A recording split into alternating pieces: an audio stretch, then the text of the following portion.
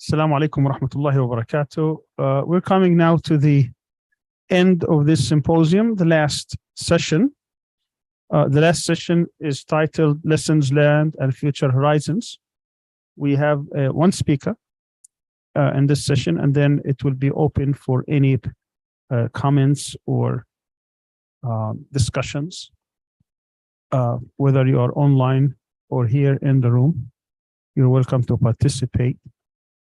We do have our technical staff available, so if you have any written questions, you can put them in the chat or in the WhatsApp on the YouTube room, and I will get them. As I said, we have our speaker for this session is Dr. Burhan Kurulu. Dr. Kurulu served for many years. He just left Ibn Khaldun to Marmara, but he served as the head of the Department of Philosophy at Ibn Khaldun University, and he is a professor of Islamic philosophy.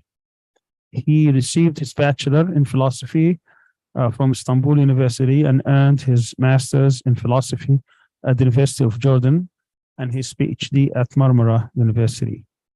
He taught Islamic philosophy and philosophy of religion courses as a full-time professor at Marmara Faculty of Theology, at Basha Shahir University in the Department of Sociology, and at Ibn Khaldun University in the Department of Philosophy. He served as a part-time professor in the Middle East and the US. He was also the president of Civilizational Studies at Basha Shahir University. His areas of research and interest include Islamic philosophy, philosophy of religion, metaphysics, ethics, and Middle Eastern politics.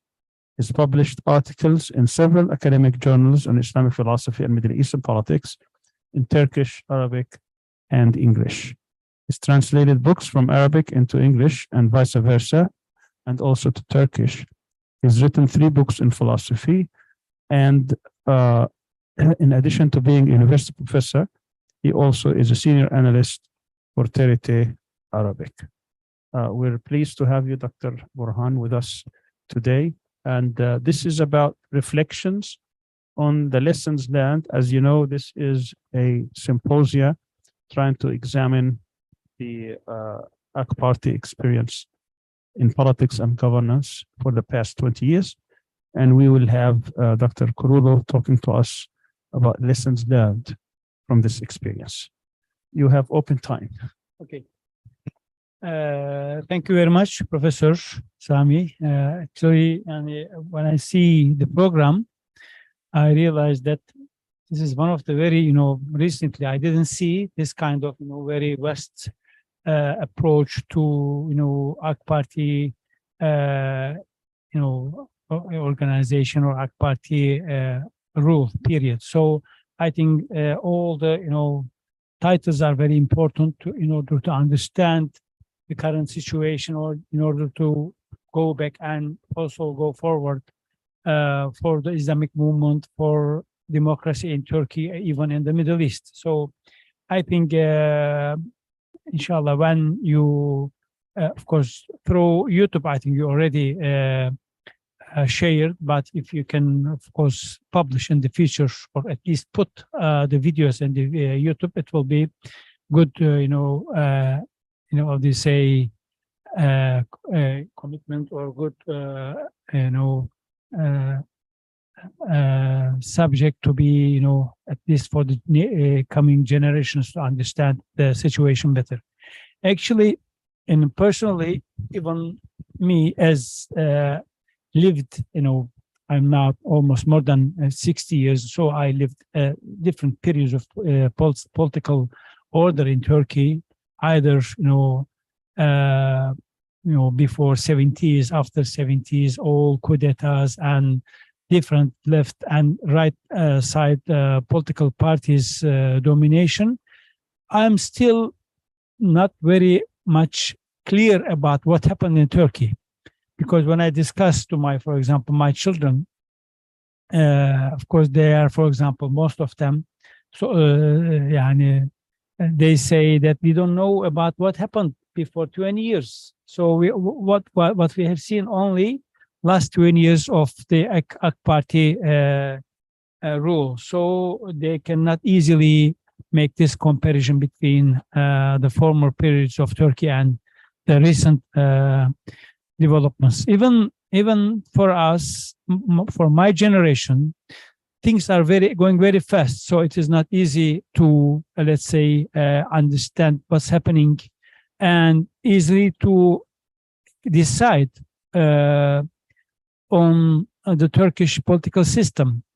For example, just before 5-6 years, even just in the period of the Arab Spring, at the beginning, we could easily say that Turkey, established a model for democracy and a kind of, let's say, coming together between Islam and democracy under the rule of law and also human rights and also even the development. So we could easily share this model with with the other Muslim and Arab countries.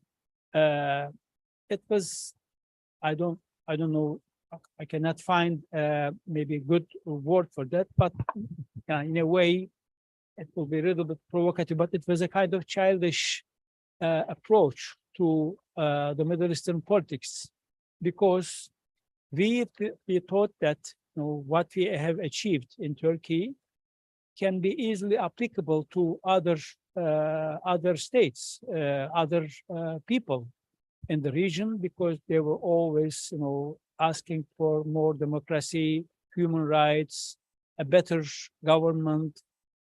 In Egypt, for example, if we take the situation of Ikhwan Muslimin movement in Egypt or in Jordan, in northern African countries. So that was the approach that Turkey was, talking about. We, because through our struggle in the Turkish political system, after the collapse of Ottoman state, there was new order.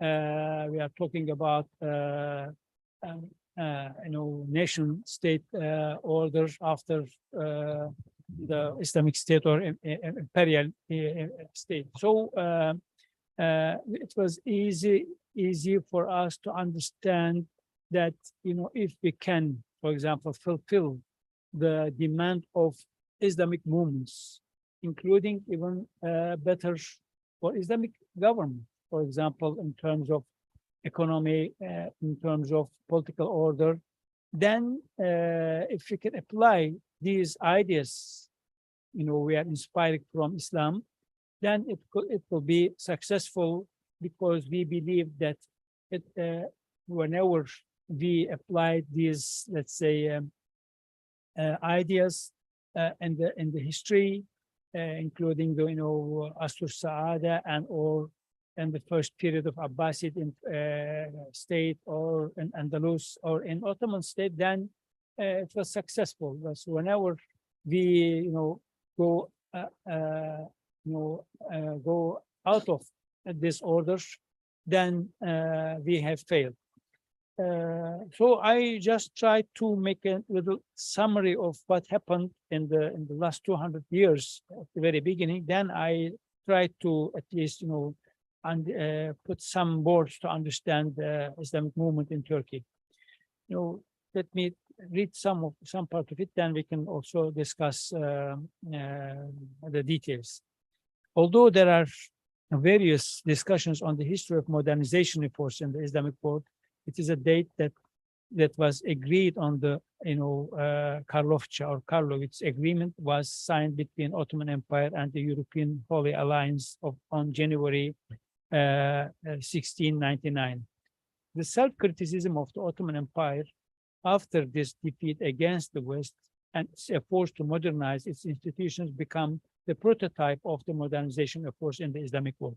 So we can just remember even before 250 years, when the Ottoman Istanbul-based, let's say, Ottoman state, when they started these efforts, these ideas, it was easily accepted in Cairo, even in Tehran or in Indian Muslims. So, although these efforts have been at the center of the Islamic world struggle, its traditional enemies and internal conflicts for the last 250 years, it is outside the scope of this talk to go into the details of these efforts. Therefore, it will be helpful to draw a framework by coming to a more recent period. Especially after the collapse of Ottoman Empire, the colonization of almost all Islamic countries by Western powers was instrumental in creating a freedom-centered struggle for the Islamic movements. At the center of all liberation movements in the Islamic world, Islamic approaches which found a much stronger response from the base of the people than from the nationalist or leftist forces found a response. But the ideological approaches of the Western colonialists, who saw Islam as a fundamental enemy to their existence, did not allow the Islamists to come to power in Islamic countries.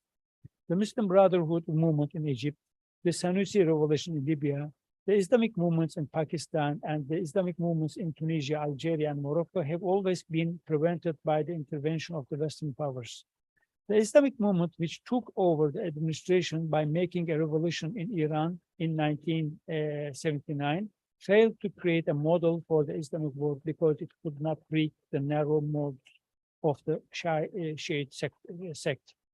Almost these movements, the nationalist movement, among these movements, the nationalist movements, which gained strength in Turkey, especially since the 1970s, and found its roots into Islamic efforts in Egypt, Pakistan, and Turkey, took the opportunity from the relative democratic environment in Turkey and became a partner in power in periods such as 1974, the first time when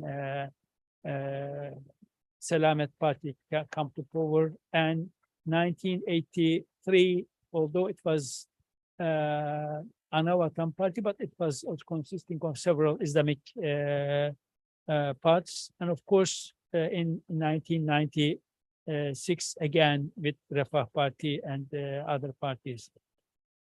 Of course, it was difficult to strike a balance between the model of the Islamic State in the minds of Islamic intellectuals and the opportunities offered by Turkey's political environment and policies to establish secularism in the Republican era. Therefore, the Islamic movement in Turkey realized its own model, and in 2001, it became a stand-alone government by incorporating several orientations. The movement, which is structured itself within the framework of the political goals of Islam, placed the goals of modern states such as economic development, industrialization, and educational development at the center of the Islamic discourse, in addition to its ideological foundation centered in the service to humanity, honesty, and justice. However, since the Justice and Development Party movement could not create its own community structure based on the party, it tried to integrate into society by making a kind of cooperation agreement with many Islamic groups. Among such structures were the Fethullah Gülen movement, which would later become a terrorist organization, FETÖ, and some religious Sufi movements. However, the AK Party movement did not prefer or could not create an ideological structure like the Muslim Brotherhood of its community of the Islamic movement. As a result, the relations between the AK Party and the aforementioned structures often went into crisis because of the agendas of other structures. These relations became more complicated until the aforementioned structures became in a position to carry out a coup against the state, and as a result of their stepping with the state through their own personal and international agendas. The efforts of the AK Party movement to make revolutionary transformations in the Turkish state structure also led to complex processes. It was challenging for AK Party to change the parliamentary system to the presidential system, which would make the state more dynamic. In this process, when the opposition parties united, the AK Party moved away from its original line by merging with the Nationalist Movement Party, which it had ideological problems with. When the global order saw the political demands of Islam as a threat in terms of potential to change the existing structure, the concept of political Islam was terrorized and started to be seen as a threat.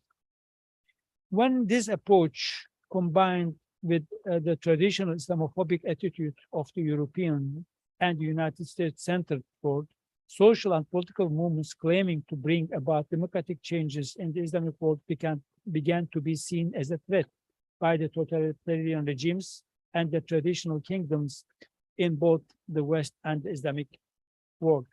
However, it was difficult to say there was a healthy liberation and democratic approach within the Islamic movements. In addition to the fragilities within themselves, the ground on which these movements, seen as a threat by Western countries and traditional regimes in the Islamic world, can quickly implement their own projects has also disappeared. Unless Islamic movements solve their own internal problems, it seems complicated for them to create an alternative that will meet the demands of the people in the Islamic countries in the face of the strength and the determination of the global order.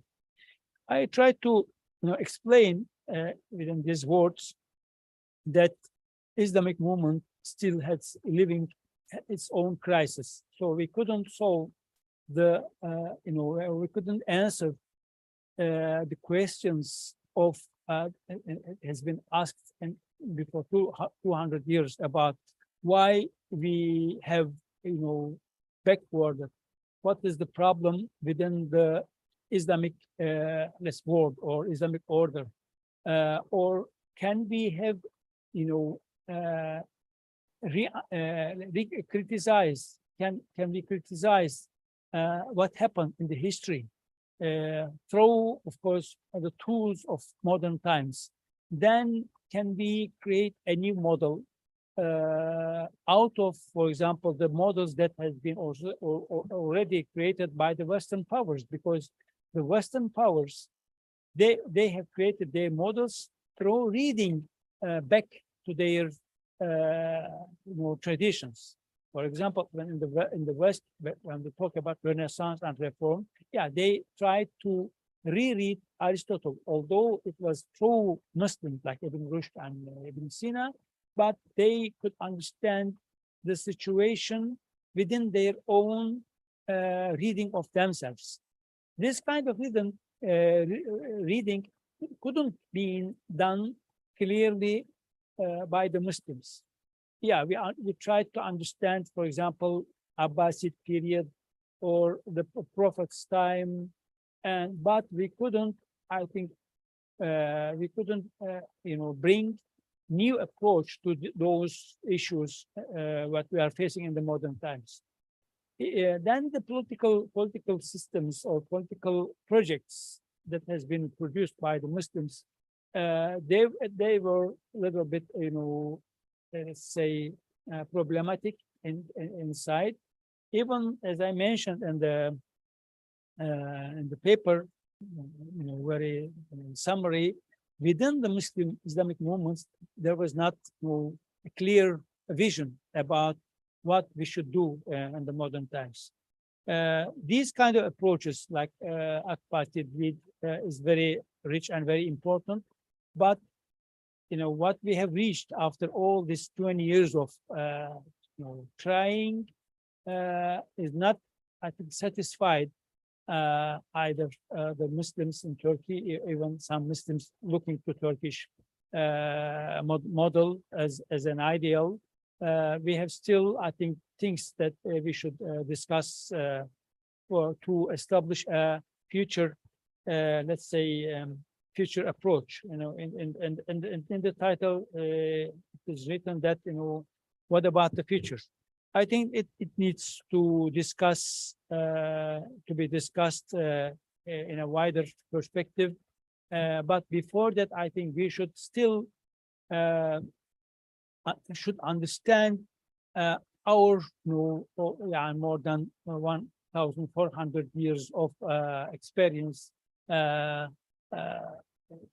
again in a very, let's say, frank way, of course, using the modern let's say modern social sciences approaches, understand the classical historical framework, understand, of course, the maybe a deeper understanding of our original resources like Quran and Sunnah. That's maybe it will be a very brief approach, but we can open discussion if anybody would like. Thank you. Thank you very much, Dr. Burhan. That gives us a lot of time to discuss many issues. I'm going to offer also some thoughts at the end of this study, the end of this examination of the case of Turkey. Just as a background, we have discussed in the past 14 months or so, 17 different experiments. They ranged all the way throughout the Arab world, in addition to Iran and Turkey, which is basically the heart of the so-called Middle East. There is one line that you could see that we're talking about the emergence of the new shape of the Middle East, particularly after the fall of the Ottoman Empire. The empire stayed for centuries, over 6 centuries, which basically was the heart of politics and social life and political life in the Middle East. And then that was disrupted pretty much through the colonialist experiences that many of these societies have experienced, particularly in the 19th and early 20th century. And then they came out of the nation-state system with new social, legal, political, economic structures, pretty much influenced by Western experiences. And then we had this largely modern state system influenced again by Western understanding of the role of religion in life or political developments, as well as the colonialist mindset that existed with the colonialist powers. So most of these experiences have so much in common. Certainly, our focus was on the experiences of what is called Islamic-oriented parties. Turkey is a bit different, and I think that was made pretty clear this morning when we talked about the AK Party not defining itself as an Islamist or an Islamic with an Islamic vision type of party, but it was basically the successor of a different movement, Milli Gurush, or the different successive parties inspired by Erbakan and others. The point here is that what's happening here is an attempt through Muslim societies to have a modern project in which they can be in harmony and peace and balance with their historical culture, civilization, and in some instances also religious, the role of religion in life. So I'm going to make some comments instead of trying to reflect on all these experiences, which would take much more time than we have. Just trying to make 10 points when it comes to Turkey. I think there are many questions that have been raised in the last few days when it comes to the issue of Turkey. And some of them have been answered, and some of them have just opened more questions and looking for answers. The first issue is the issue of legitimacy. Unlike many Muslim Islamic movements in the Arab world or throughout, the AK Party, there is no question about its legitimacy.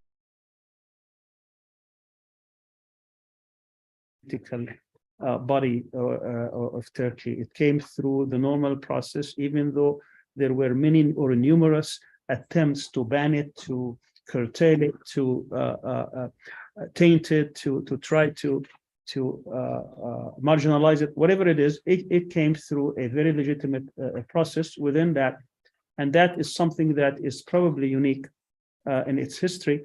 It's also was never question, particularly after the end of the attempt to ban it, that it has a legitimate presence in Turkish society, despite the fact that it did not present itself as an Islamic or Islamist party.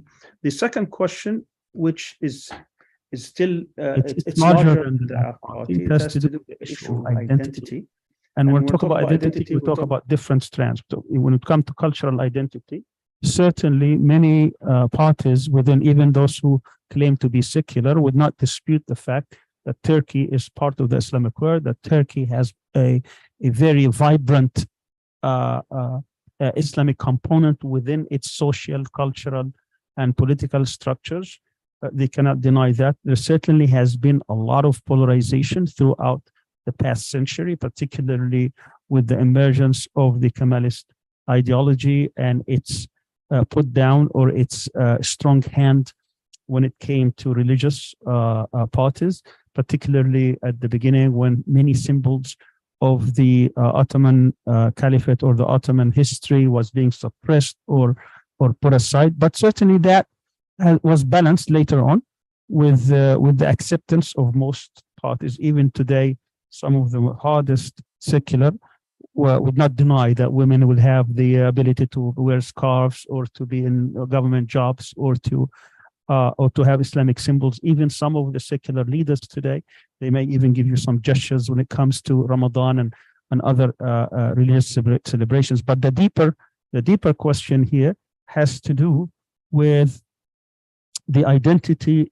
as far as the heart of the state, the heart of the government, the heart of how you place religion within the context of public life. I think that question is still pretty much open. We have a very strong secular experience in Turkey that it's very difficult to dislodge it. And I think the AK party has recognized this, and they're trying to be smart about how they approach it. This is in contrast to many other Islamic movements, probably with the exception of Morocco, when they come to the handling of this issue. That this is something that it's worth of a study, whether this is something that they deeply believe or whether it's a tactic that is being used so that they can get their program. But the issue of cultural identity has not been resolved fully. Today, you can pretty much meet a member of the AK party and you're not sure where they commit ideologically because they have all these. That could be a source of strength, but could also be a source of weakness, depending on your point of view. This is not similar to many Islamic movements throughout the Muslim world. The other identity issue is ethnic identity, and I think this issue also is always simmering in the background when it comes to the Kurdish issue, because the Kurdish population is substantial in Turkey, and it could be used in different ways, both domestically and also for external and foreign purposes and uses. And even though the first part of the AK rule, there was a lot of progress in this issue. This issue has been now put in the background, in part because of the resumption of the PKK operations, but in part also because of the alignment, the realignment of politics in Turkey, as the AK started losing ground and they had to ally themselves, or at least establish an alliance with the nationalist MHP. That meant, of course, a cost, which came at that. So this is something also that hasn't been and will always be a source of tension and needs to be resolved. The third issue, or the fourth, this is third, this is second, right? Or third, fourth? Because I wanted to discuss also the religion and secular from another perspective, not just from the perspective of a state, perspective of society, but also the role of religion in society. And when I mean by the role of religion, I'm going to use something that is a taboo here in Turkey, but I am free to use it I guess, because we are in an academic setting, which is what is the Sharia thing? Because even here we have problems calling an Islamic studies or Islamic Sharia. We call it ilahiyat. We have all these things. So there is a lot of that in the background, and I think sooner or later this issue would come to the fore and try to see where do we stand on this. Now, AK, is it the standard for the future, or are we looking into something else that will succeed it when it comes to these very thorny issues? I think it was Dr. Irhan this morning who talked about the type of secularism that exists in Turkey, which is pretty unique sometimes. But even that uniqueness, it has its taboos.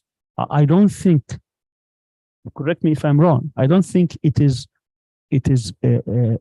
free today for people even to talk in public about the role of Sharia, or at least even as theoretically or academically. I think that point has been passed. And my question is, has it really been passed, or could it be part of the discussion because of some of the social problems or some of the things when people talk about different things that come back to Quranic understanding or Islamic understanding? Are these things, could these things be on the table, or these things have left and we are really in a different frame of mind? Of course, that will come in your face when you talk about European integration and things of that sort. So you have many problems on that front, but I wanted to bring it as one of the issues because I'm looking also at Saada Party and other kind of self-described religious parties, or at least inspired by Islam, and how these issues are discussed. So I just want to make to that point. The next issue is the issue of independence. And a lot of points were made in the last 3 days, that one of the things that Turkey prides itself on, particularly during the AK party, or at least its supporters, is that we are becoming a little bit more independent. We can actually speak our minds. We can challenge some of the politics of the great powers and so on and so forth. And I want to ask if this is really true, or this is more rhetoric than action. How much does Turkey really can have its independence? And of course, that's a question not just of power, but also a question of capacity. And I think this kind of questions need to be put in proper perspective. What is the ultimate goal of Turkey? Is it possible for Turkey to become a truly independent, meaning that it expresses the will of its people without having to bend to its principles? That kind of questions. I think it's true also that among the Muslim countries, we have very few countries that can actually express their will, or at least show their will of their people. And Turkey certainly is could be within the Muslim, as one of them, but also we need to see how much of that independence takes place and how does that impact its future trajectory. And I think Turks, when they go to the elections, that should be center on their mind. Which political party or which political trend would actually assert the independence? Because I think of all the issues that any country faces, that should be front and center. Because if the will of the country is being turned into one axis or another at the expense of the people, that would be a great price to pay. The next issue, number all right, it's he wants to finish. I think the question of geopolitics has been raised also in this discussion, and certainly it was made, that point was made over and over again, that Turkey started pretty much in the wake of World War II to be part of what's called Western Alliance, as being part of NATO, as being at the doorstep of Russia. Yesterday, Dr. Shinar talked about 3 centuries of wars between Russia and Turkey, and how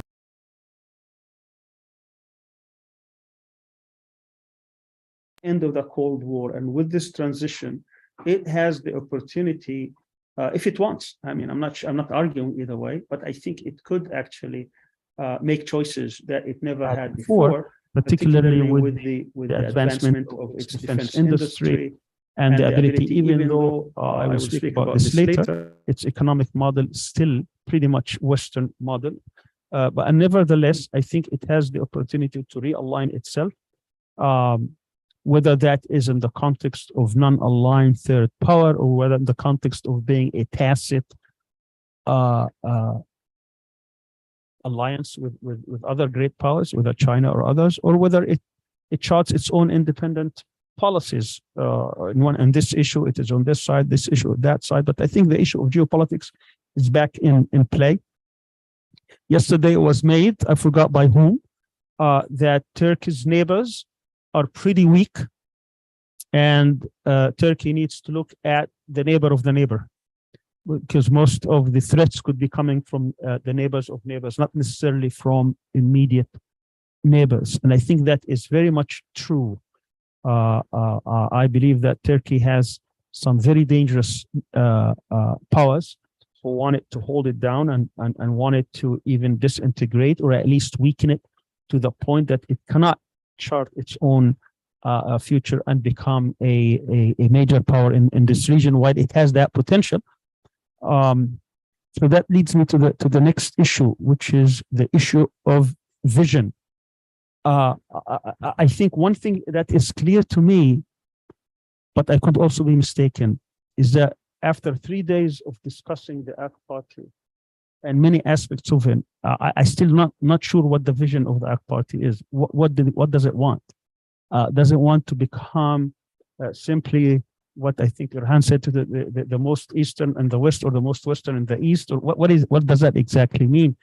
But I think that vision thing is probably what needs to be defined. Maybe it is not defined on purpose, because that would bring it more enemies from different sides, but at least those who are observers or those who are close to Turkey should at least have a notion, an understanding of where are we heading, what exactly, what does Turkey want to be?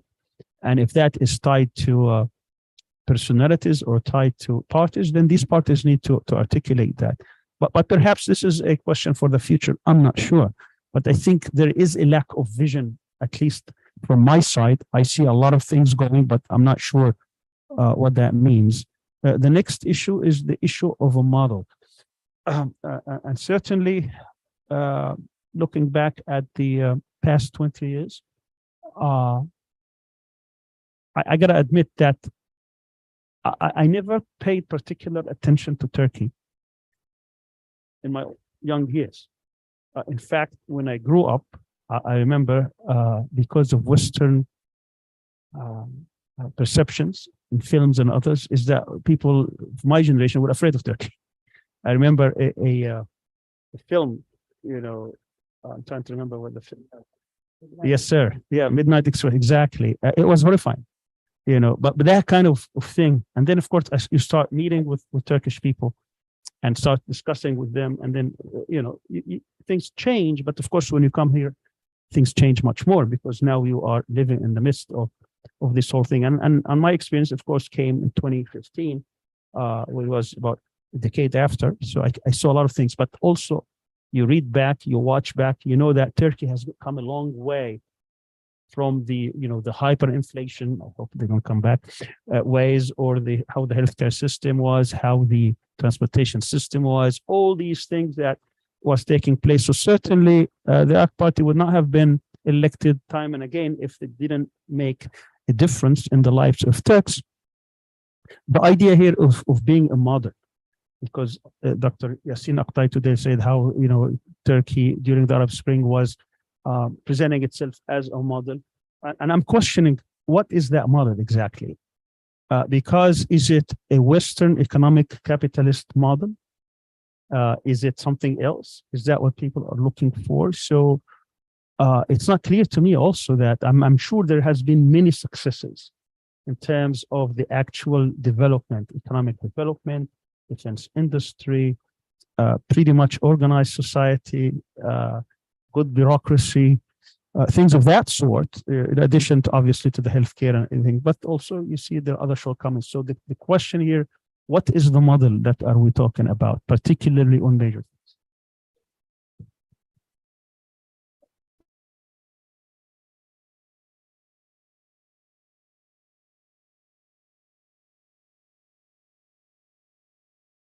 Very interesting question. Actually, I can't recall anybody saying it, because most of them never came to power except Egyptians, and Egyptians were so arrogant at the time, they didn't look up to Turkey. But later, after they lost power, they thought that they missed So it. generally, model is taken. Yeah. You cannot Impose it. Yeah, model to other people. true, very true. But yet, I have to be fair. That many Islamic leaders, in their rhetoric, they refer to Turkey. But whether they are going to apply, because I don't see any Islamic movement coming and trying to study the Turkish model. They talk about it, but I don't see, for instance, the Egyptians or the Moroccans or the Algerians or the Libyans coming here and sending delegations to go and see how they deal with municipalities or local rule, how they do with the healthcare system, and which tells me basically not that Turkey is not a good model. It tells me that they're not serious, more than that they're not, because if I was serious about governing, the first thing I would do, I would go to Iran, I would go to Turkey, I would go to people who actually were in power and try to learn from their experience and their mistakes. So it's reflection more on them than on you. Anyway, now number what? 9. Number 9. Somebody is following. It's about leadership. I think leadership is a very important. It was mentioned today about leadership, and there is no question that the president of Turkey is a very charismatic leader. His reputation throughout the Muslim world is one of the very few people who are extremely popular. I can tell you that he is more popular across the world, the Muslim world, than he is in Turkey. But I mean, that's the nature of many leaders, by the way. Most leaders are like this. Most leaders could be loved or hated outside their country because of different considerations. But that charismatic leadership comes with it a lot of positive and also sometimes negative, depending on how you look at it. But I think the concept of leadership is very important. There was many questions about succession that came during these 3 days. And I think that's a legitimate and important question. And how do you prepare? But at the same time, we need to study that leadership style and see what is the positive thing and what is the negative thing. That comes with it also, that transformation from parliamentary to presidential. I was biased because of my experience in America towards the presidential system. I like strong countries.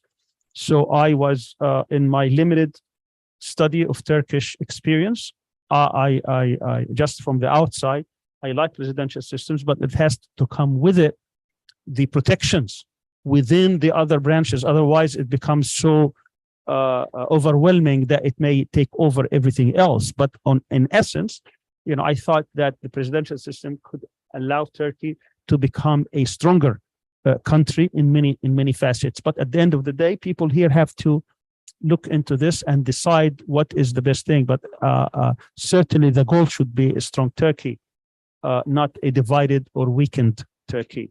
The last issue I want to present is the issue of what I call legacy issue, which has to do with the role of Turkey in the Muslim world.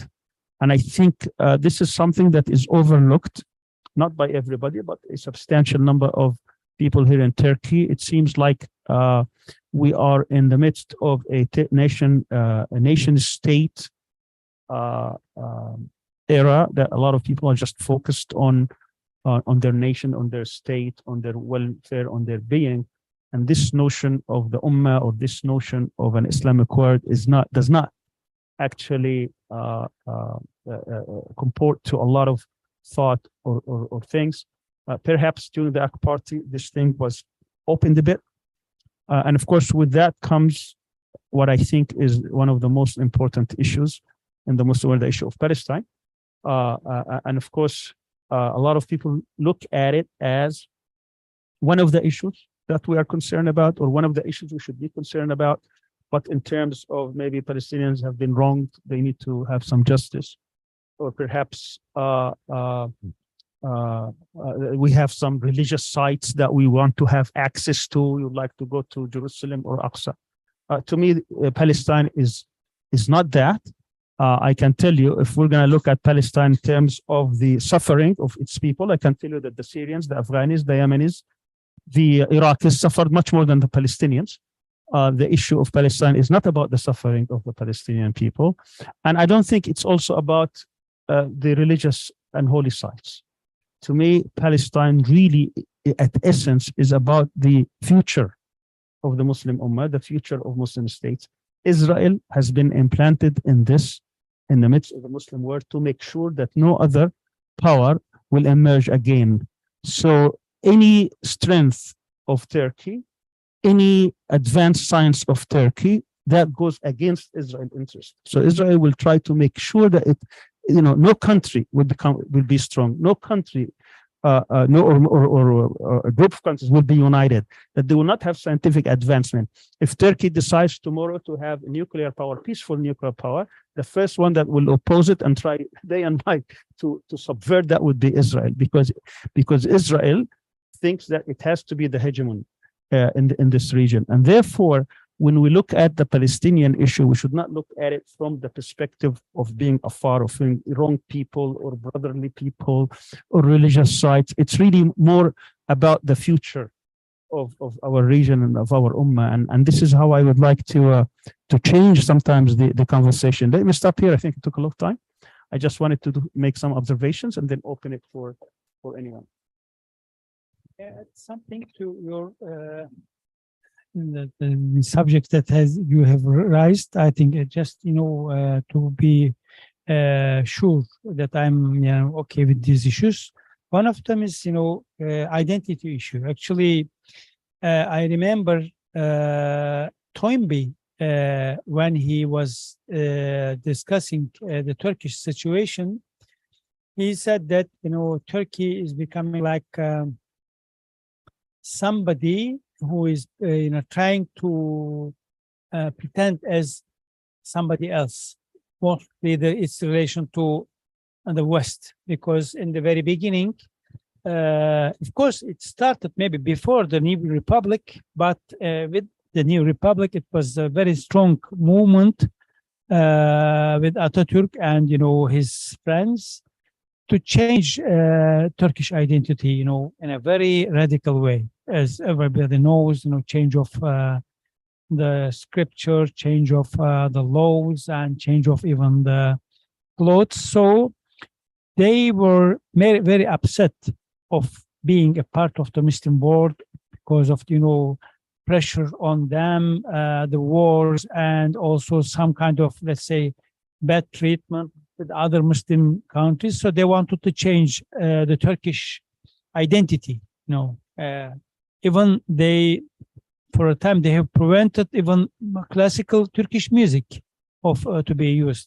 Although he was himself, for example, Mustafa Kemal, he liked this kind of music, but he said, this is something we should sacrifice.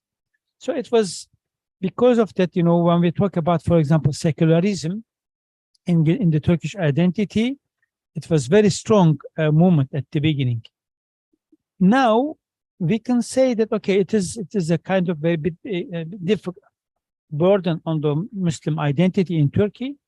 But when we come to these years, we can still discuss the issue of secularism. For example, is it necessary to have this kind of let's say Sharia domination on everything, including the political order, including other things? So this is a big question, even discussed by the Muslims, either Muslim professors of, for example, Ilahiyat, not Sharia.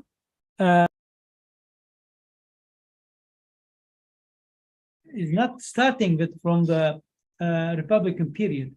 It may go back to the history of Islam. So when we say that we should read Islamic history, Islamic intellectual history critically, it is important. For that reason, you can find something similar to it in Morocco. Because when they start to read the history, they didn't just read the Western history. They studied also Ibn Rushd. How Ibn Rushd understand religion, reason, relations. So I think we can when we come to the discuss about our new identity, we should go back to history, Islam, whatever, but also we should go back to history. There are some things that can be used even in the modern times. For example, Ottoman, let's say, state system. We can easily see that the authority of the, let's say, Sultan is more stronger than the authority of any Shaykhul Islam. That was the case. So we cannot talk about the, for example, dominance of religion, between quotes, on the political order. It was not the case in the history. So when Erdogan went to Egypt and after the Arab Spring and talked to them about secularism, they were upset. They said, what is this Turkish who doesn't know Arabic, or he knows very little Arabic, talks about Islam to the Muslims, Egyptian Arabs, who knows? I'm telling about this issue because, I have, as I lived in the Arab countries, I always have been questioned by other Arab brothers. Burhan, how come, or not just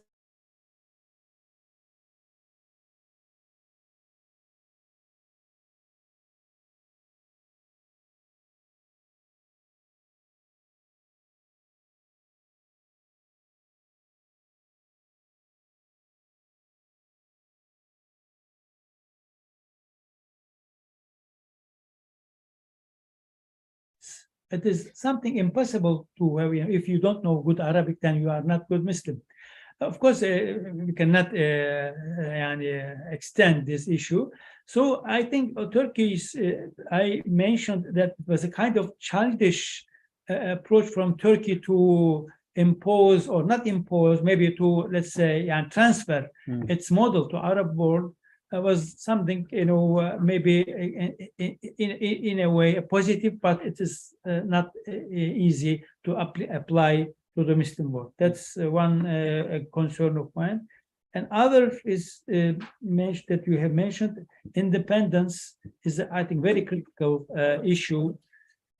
Turkey, although we did a lot of mistakes, but I think the independence, political, economic, and psychological independence was very important during the AK Party region. He has paid, Erdogan has paid for that. But I think it was very important, especially, when we, for example, developed our defense system, because I remember before, it was like maybe more than 20 years when I was in one of the conferences, a man from the defense industry, that's missiles industry. He said, we cannot, develop missiles, not because we are not capable technically, but we are not allowed by the Western powers. That was the reason. Now, I think the recent developments in the Turkish defense industry and other things shows that we tried, or we have already achieved this kind of independence.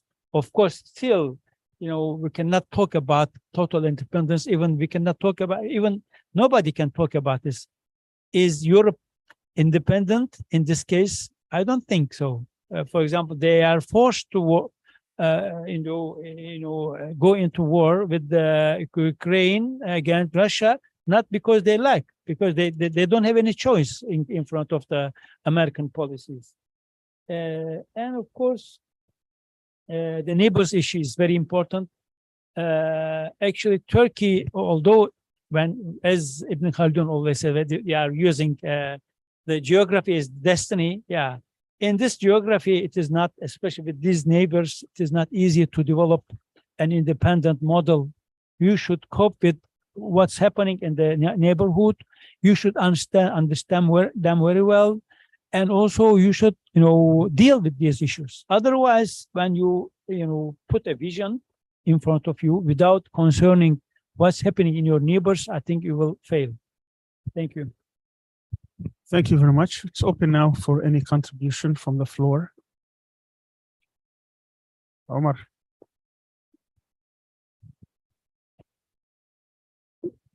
Assalamu alaikum warahmatullah. My name is Identify yourself. my name is Osama Hazari. I'm a student from India. And first, to answer your question, you asked if any Islamic movements are looking towards Turkey as a model. In India, the Islamic movement is looking towards Turkey as a role model in terms of reconciling with secularism and redefining it as safeguarding religion from the government. So that thing is happening, and they're also calling Najmuddin Erbakan the most successful Islamic politician of all time. And my question to Dr. Even though, just interjection here, Yeah. the Islamic movement in India is a minority in a Yeah. majority. So that's a important distinction. Yeah. So my question to Dr.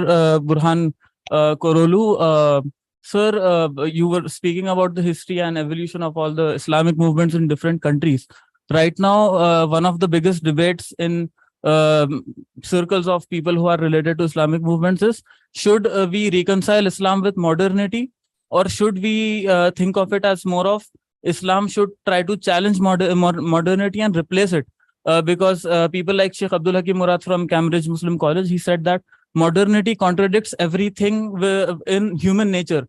It is trying to eradicate humanity and bring a type of postmodernism where everything is subjective, nothing means anything, and it is having a very bad effect on societies. So Islam can be a savior there, because it has created a big void where people are looking for meaning in life, and the only people say the Islam is the last religion in the world because it is the only one that is providing people meaning that they're actually looking for. So is that the approach that we should lean towards, or is the model that was created in Turkey by the Islamic movement here, that we have reconciled with modernity, with the West, with democratic values, with human rights, with secularism as well? So is this a more viable model, or should we go for a more idealistic model where we're challenging everything about modernity and Western values? Thank you.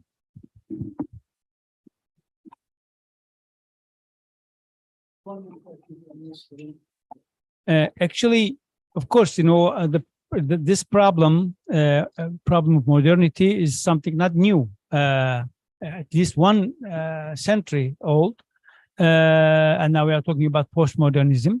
But in the Muslim world, when we challenged the sub problems of the modern world, then the answers to these questions could not be, developed through our, let's say, past. Of course, we have some, we can still benefit from it. Even when we read the past, for example, and then, of course, when we are talking about India or Pakistan, very early translations to the Turkish from Urdu and from other languages like Mevdudi and, of course, Muhammad Iqbal, they were also very important parts of the Turkish Islamic movement at that time. And so the problems are very similar to each other. But in Turkey, there were different approaches to modernity, or Europe or West, for example, total refusal, total acceptance, or let's say, let us, for example, deal with these issues on a let's say moderate pace. So still, if we are living, for example, if we study the history, we can easily say that the answers or the solutions to the problem of the people in the past developed by Muslim scholars dealing with the issues or sciences of that time. For example, in the very early time of the Muslims, when they started thinking about these issues, they needed to translate from Greek, from Sanskrit, from old Persian things, because they need to deal with these issues.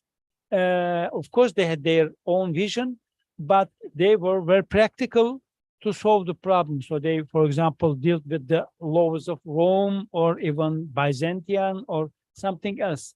Now, in the modern times, I think that model was very, let's say, successful, because we know that Islamic civilization developed and became the leading civilization of that time. So I think in the modern times, still, for example, what about the modern sciences, modern social sciences, like structuralism, like phenomenology?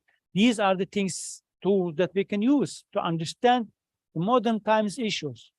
Then, of course, we have still our own values, own, let's say, Sharia, but it should be reinterpreted again within the modern scope.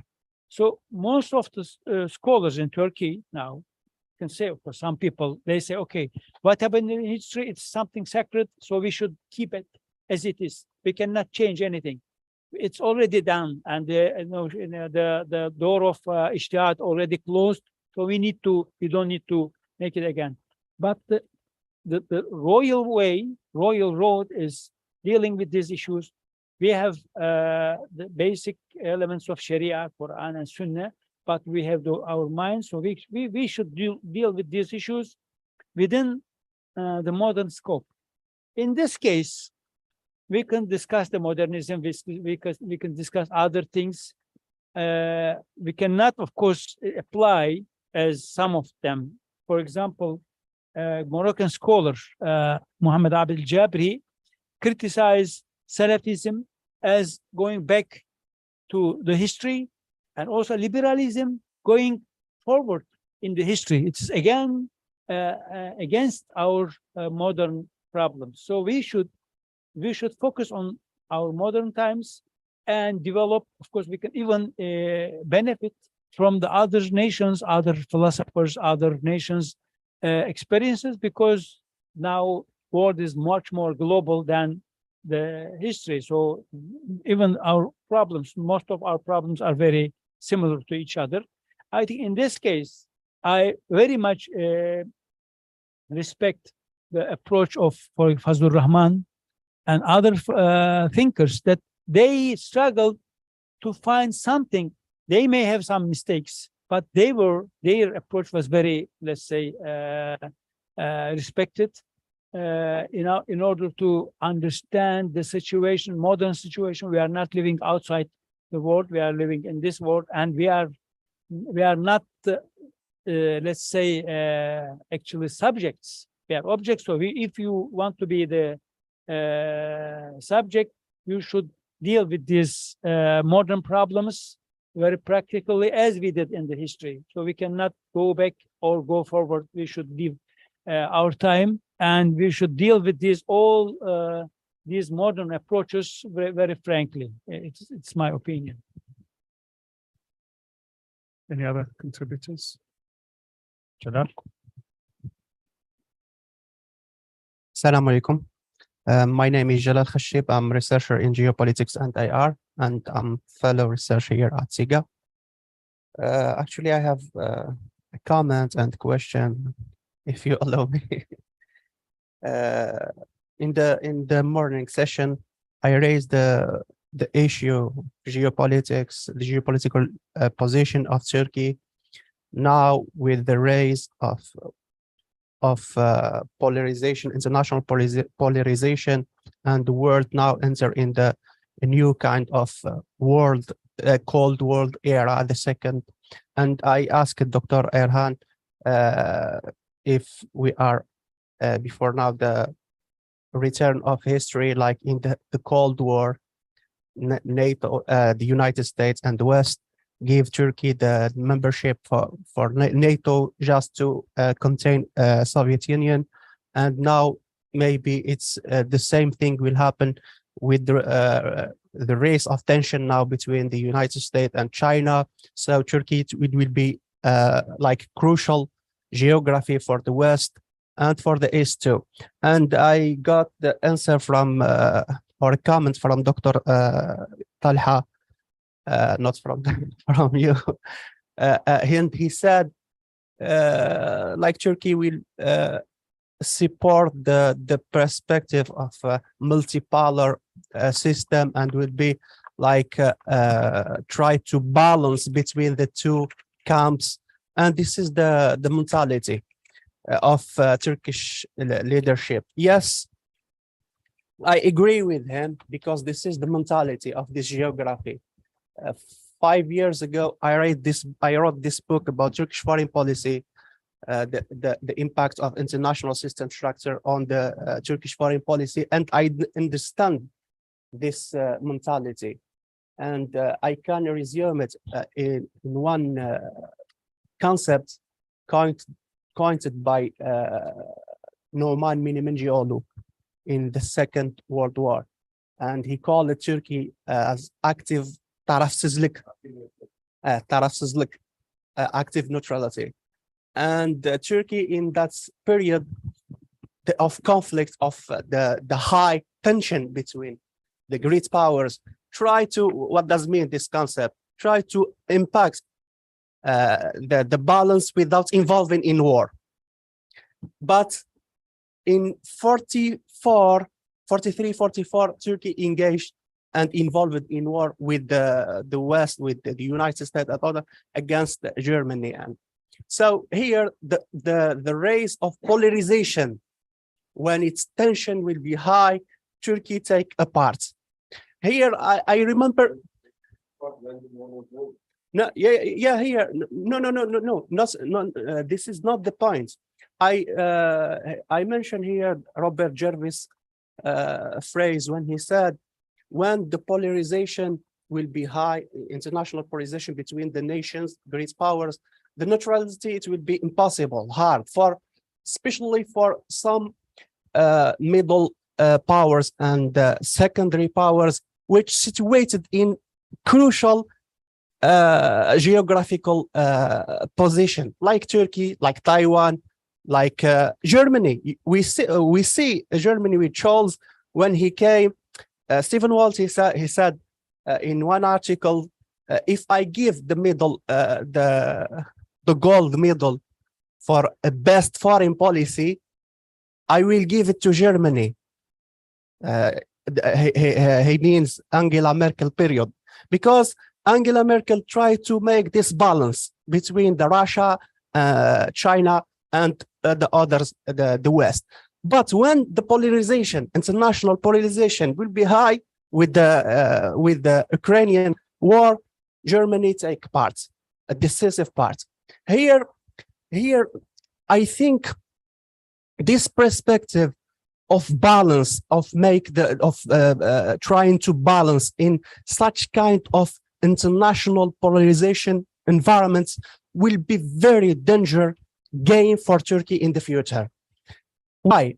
Here I remember, I recall the history. In 1842, Nicholas I, the Tsar of Russia, invited, went to London and suggested the partition of Turkey, the elf man, Rajul al-Marid, between Russia and Britain and France and Austria. And in the Crimea War, he 1854, he revived this project and proposed again how we can divide Turkey between these four nations, four powers. Yes, this is the danger of because Turkey in that period and this current period try to make to play the same game of balancing, which make Turkey like untrustful actor, partner.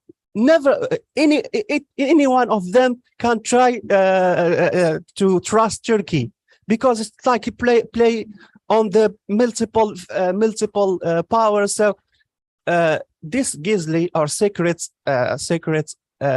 agreements between the powers, how to make division of Turkey between of them, and this is we cannot trust this country, because this kind of mentality of play, which driven by geography, by the way, for me at least. So do you fear now the history come back again and make Turkey in such kind of crucial situation, hard situation between great powers? I know that for our generation, think that is impossible. Something like that's happened in our era. Why? Because we don't live such kind of great power rivalries We are living in the liberal international orders with zero until now, until Ukrainian war with zero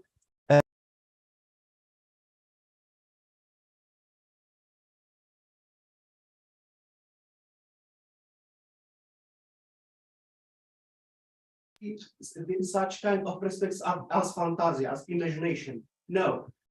For Turkey, as Turkish scholars, do you think this is very dangerous game for Turkey the question is clear. to play? You have anything else? عندك سؤال ثاني ولا that's it? Yes, but I. Okay. Okay. For both of you, Aslan, Can I use this one? of course. It's an open question. I think the question is understood, right? So I get one question. I think you were asking if Turkey is going to be caught up again in this great power rivalry, which is again, I think, new after such a long time of, let's say, isn't that it?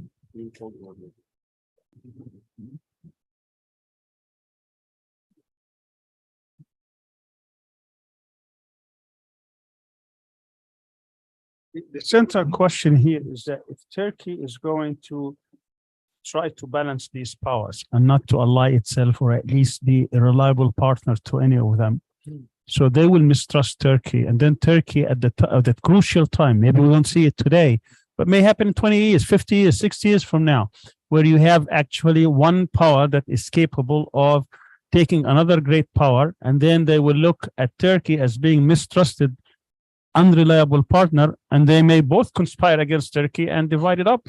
He gave the example from the past. Does that ever come to the mentality of decision makers, or think they are so smart that they can outmaneuver everyone?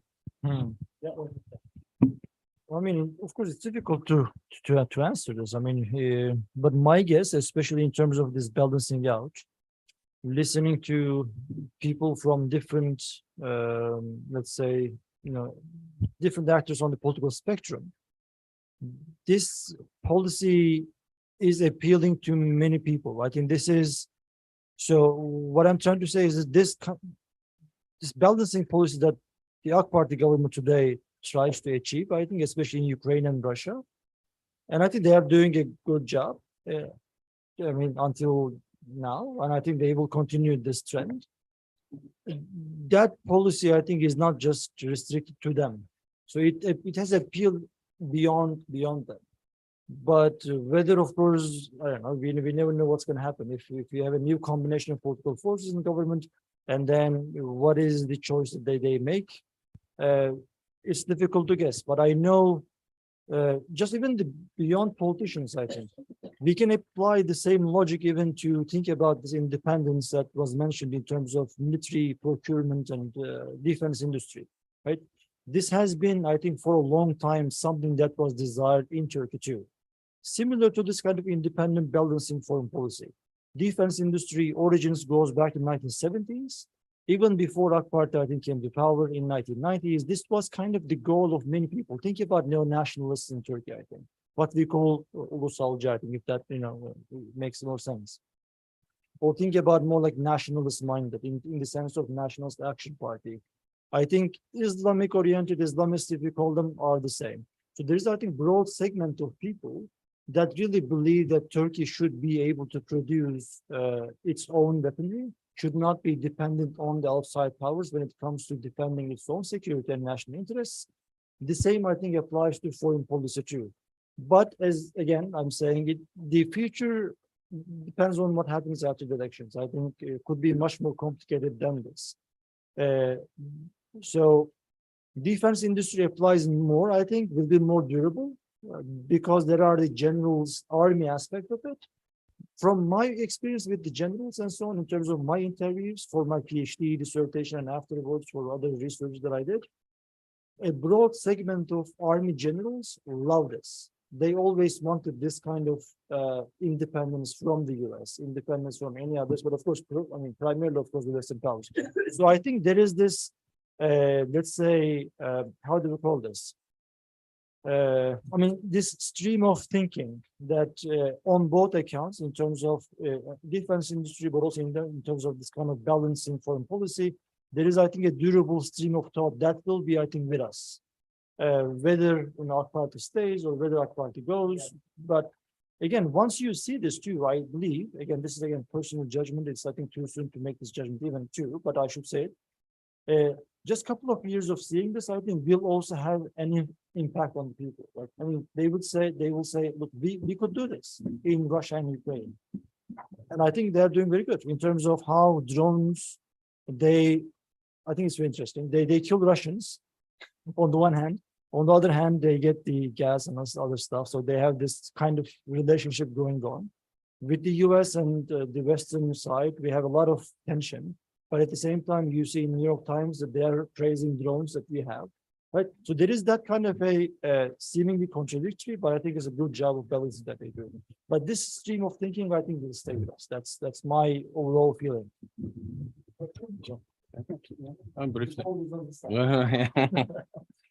Şimdi hocam, I think studies philosophy, right? Yani the words have meanings and the words are about influencing people's choices, identity, etc.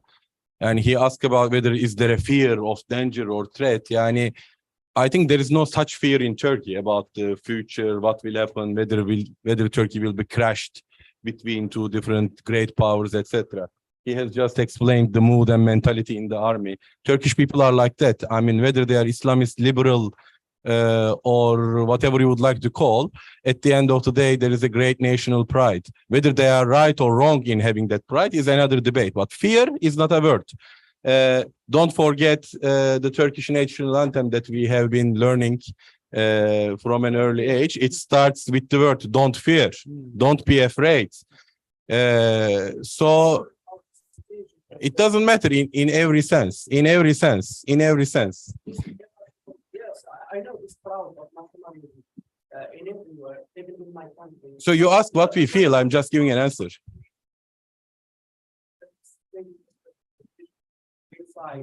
So such kind of power move to the party, and so it's not like this is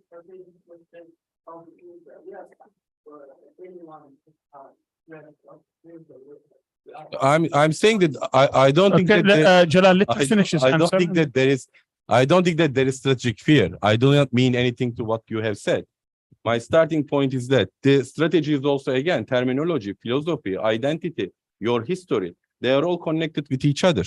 You ask what I think, and I'm giving you an answer. Yeah, and I don't think that this is an issue in people's mind. I'm not trying to say or sound nationalistic either.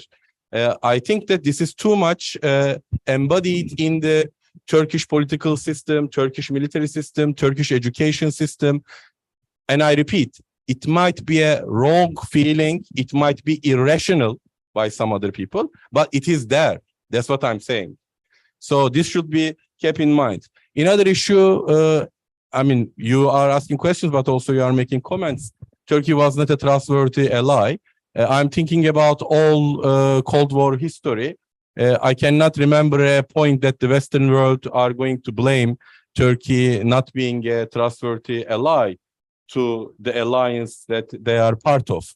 Right now, the recent problem between Turkey and the United States, especially in the context of NATO, and why there is a rise of anti-NATO attitude in Turkey, are related with the recent crisis that we have been experiencing, especially about the decision about the war in Iraq.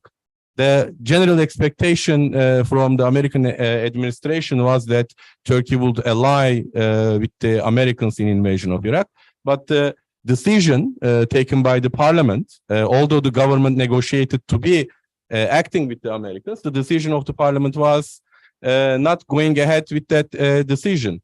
And afterwards, as you very well know the story, Americans sided with the Kurdish movement in the northern Iraq, and then the situation has started to get worsened. So the issue was that whether Turkey can trust the West. So the meaning of NATO, the meaning of Turkish-NATO relations has started to be a little bit more problematic after that. Regarding the Second World War, at that time, we were not part of any alliance as Turkey. Actually, Turkey signed a deal, an agreement with British and the French Initially, French were occupied by Germans, British were on their own. There was a clear German threat, and it was the military tactic and the political tactic of Turkish diplomatic elite and the military elite and the president İsmet İnönü, who are all coming from this Ottoman tradition of balancing one power against each other, which is tradition coming from Ottoman era, and they played it very well. And they waited until the last minute with that policy. When did they join the war? It was pretty much 100% obvious that the other side lost the war. And then we joined NATO. Obviously, there was a threat coming from the Soviet Union, because I'm sure you have studied all of this. They were clearly claiming territory from Turkey and claiming the straits. So at that moment, Turkey and Turkish political elites and all Turkish political history, the idea was again Westernization, Europeanization being part of the West kind of debate. And again, we joined NATO. It required this kind of strategic importance helped us to join NATO. But again, there was a condition that Turkey changed its behavior. What was that? Entry into multi-party system and having elections. So in order to join the Western Bloc again, although the conditions were maybe geopolitical conditions were letting us to be part of the other alliance, there was a necessity to change this political mentality, which the Kemalist tradition has coming on. Similar thing is relevant for Turkey-EU relations. There are many factors which requires European Union to accept Turkey in the European Union, and many European political parties and scholars are aware of that fact. But at the end of the day, European Union, as I tried to explain, is not NATO. You need to transform politically, economically, and in all other grounds.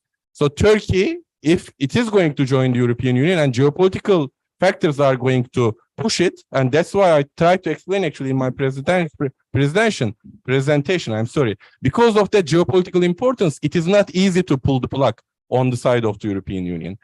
So if we see a future membership, geopolitical factors may help, but at the end of the day, Turkey needed change more. I mean, Turkey has already changed a lot. Turkey needs to continue in this way.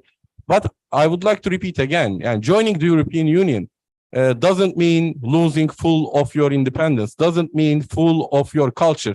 There are Romanians, Bulgarians, Danish people, Irish people, and they are not all in the same culture. They are not all Christian. There are many Muslims living in the European Union. We are looking at it too much black and white perspective. It is not a union based on Christian pop's directions. You understand what I mean? So this is, I would like to wrap up in terms of where Turkey stands or should stand in all this debate. An independence issue, again, France, Germany are acting independently on their foreign policy decisions, right? They are also part of alliances. They are members of NATO. They are members of other international organizations. Turkey can do all of these by being part of these organizations. I think this is what Talha Hoca tried to mention. Multidimensional policy is also possible being part of different international groups and organizations. It is all about, this is very famous, I'm sure Turkish friends will know very well. Mevlana Celaleddin Rumi has this very famous statement, compass issue. Where you put your feet, where you are going to be based. So you are going to put your feet on one alliance or norms and values, and then you are going to have relations with all other countries in the world, like Americans do. Americans have the best relationship with Saudi Arabia, right? Or China, right? They are trying to improve their relationship. So we should look at it from a wider perspective, I think. I'm sorry again if I talk too much. I try to refrain myself. This is it. Thank you. دورة ثانية. Okay, translator, he'll speak for 30 seconds and then you translate.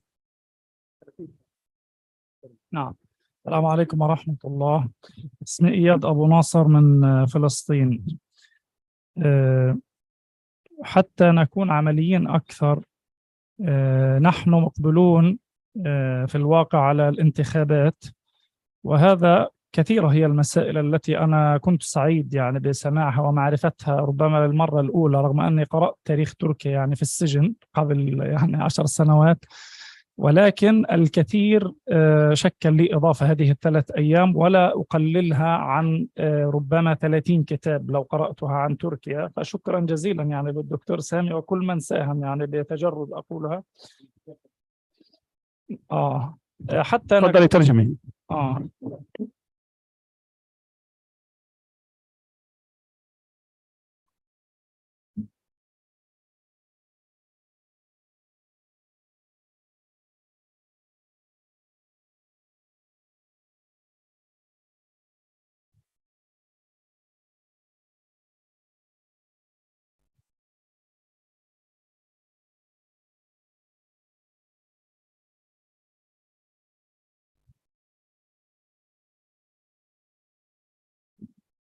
الجدل في الواقع ما زال قائما شئنا أم أبينا في فكرة مسألة الجيش وشكله ودوره في تركيا، طبعا بينه وبين الحكومة. السؤال أو الأسئلة يعني كثيرة أحاول إيجاز: أين يقف الجيش اليوم من المعادلة التركية السياسية؟ وما هي إنجازات حزب العدالة في موضوعة الجيش يعني بينه وبين السلطة السياسية؟ وهل هناك هواجس ما زالت تحيط بمسألة الجيش في حال حصل خلاف سياسي معين في المعركة الانتخابية إذا جاز التعبير، أم أنه أصبح جيش وطني موحد مهني وذكي في علاقته مع السياسة ووصلنا مرحلة اللا عودة كما يقولون؟ شكرا جزيلا.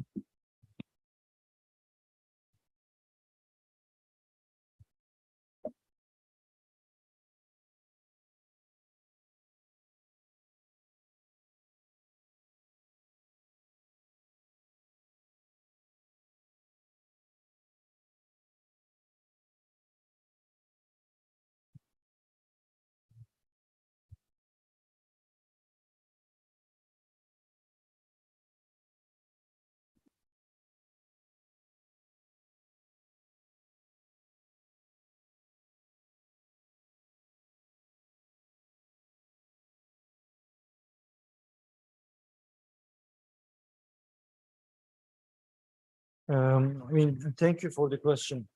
So this gives me an opportunity to expand on the things, some of the things that I mentioned in my own presentation. But first of all, I think army is difficult to know. I mean, it's not like, again, I just made the point in my presentation, if you remember, just made a small comparison between the police and the army. And I said that it is easier to notice the differences and what is happening with the police, because you come across them, you see them. There are often protests, and then you see how the police behaves, they talk, and so you see what is going on there. But with the army, of course, we don't know much. We know about defense industry, of course, we see the developments. Even then, about the defense industry, I mean, we know what we are taught, I mean, what we are said usually through media and what is being said, but we don't really know deep down. We cannot know the full reality, of course. It's difficult to know for even analysts from the outside. The political stuff with the army is also difficult to know for that reason. So whatever I can say, you know, is my, again, observations, but definitely I think is difficult to know. So, I mean, about the elections, that part, I mean, I have no concern, especially in terms of whether the army can have a role in this. I think I just gave this response in my presentation. If you remember, there had been times in Turkish history where the army tried to influence the election results. After 1946 elections, the very first elections, but it was not free or fair in the sense. So the Republican People's Party won that elections in 1946. But so there were a wing within the military. They write this in their memoirs. So they would go to villages and they would root for the Democrat Party, and they even went to the Democrat Party and said, now a couple of years later, of course, before 1950 elections, they would say to the Democrat Party, like, if they rig the elections again, like they did a couple of years ago, we will intervene, like, if you want. This time we are not taking this. But other people from the pro-RPP, Republican People's Party side, they said the same thing. So army was very much involved back then. Okay, should I take it from? Oh, okay, they cannot hear. I see. Okay, should I take it maybe from a couple of sentences back?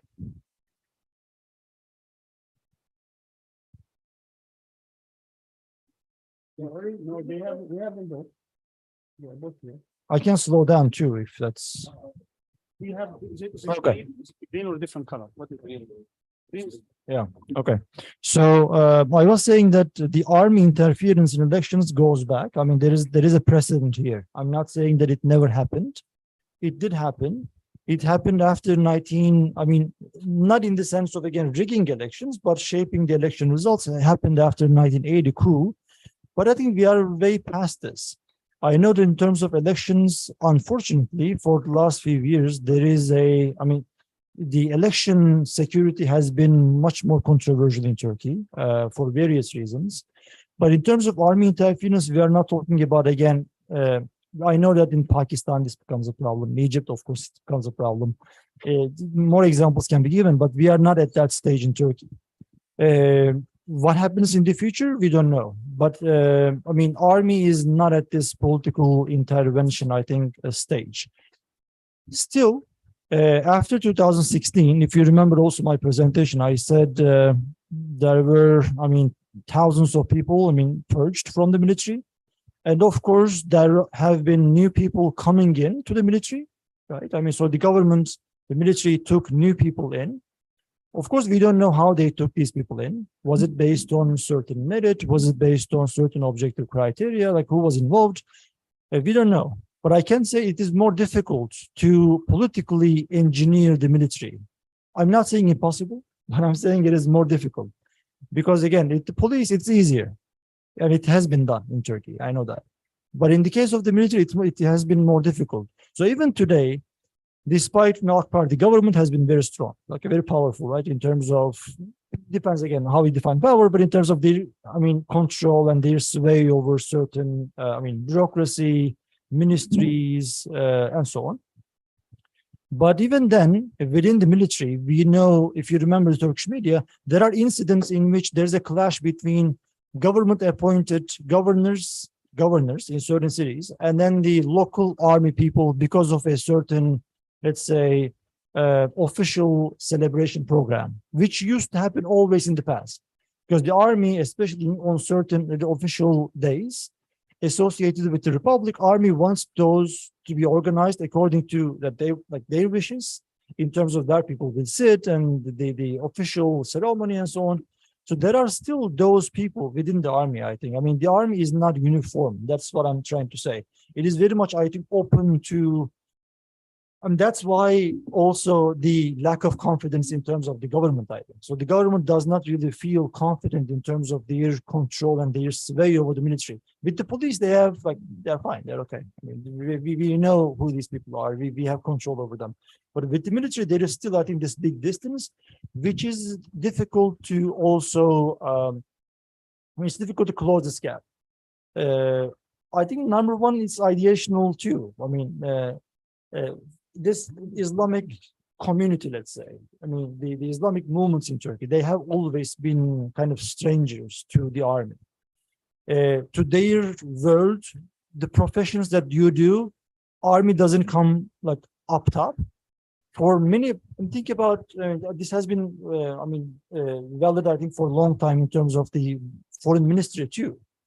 Foreign ministry had been almost like certain segments in society would be in foreign ministry. Similarly, certain segments would go into the military too. So there has been an ideational, I think, gap between the military and this Islamic movements and the people that, of course, they have appealed. So it's difficult to get people in. That's one reason. The second reason, again, I will expand on this since this question came up. The second reason with the police, well, you can kick someone out and then you can put somebody in. It doesn't require so much expertise. Of course, in certain jobs within the police, it requires expertise, but the army requires much more expertise. Much more training. And there's a higher, stricter hierarchy within the armed forces. it is difficult even if you get in somebody from the military that, let's say, the guy is from your political view. It's difficult. You cannot just promote someone to like 3 ranks like in 1 year. So it will take many, many years. So it's a long shot. It's a long view. Whatever is being done or will be done with the military. So that's why I think the military still is not uniform.